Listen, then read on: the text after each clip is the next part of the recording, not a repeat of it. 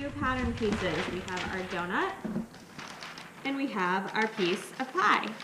We are going to add a couple of things to these patterns.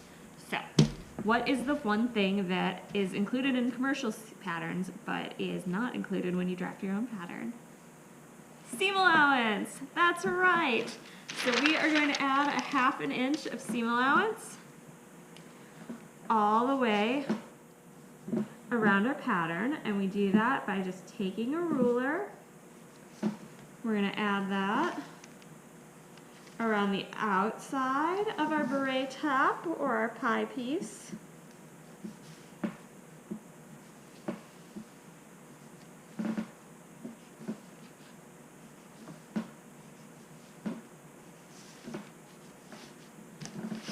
And we're going to do that twice on our beret bottom.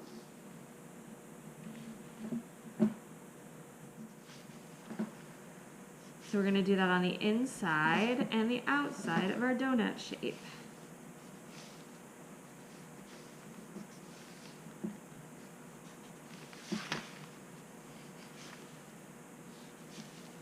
And these lines, you don't have to worry about connecting. You can just kind of eyeball them. As long as they're about 1 scissors width apart, you'll be just fine. And then what else does our pattern need? We traced over some notches. So we want to go ahead and make sure we put those in. So you can just arbitrarily choose one that's center front and center back, and the other two will be your side seams. So I'm going to do center front, center back, and our side seams.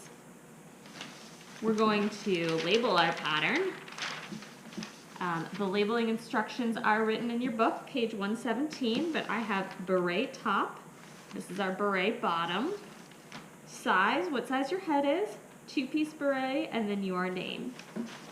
And then there's one last thing, one line that is on every single pattern in the history of the world.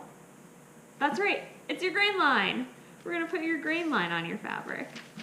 So our instead of using the straight up and down grain line, we're going to cut this on the bias. So we're going to use that perpendicular line, and we're going to find a 45-degree angle, and we're going to mark our grain line on here. I'm going to do that on both our top and our bottom pieces, making sure that we are cutting our pieces on the grain, or on the bias. All right, so these are your first two pieces, and then we're going to do your band real quick.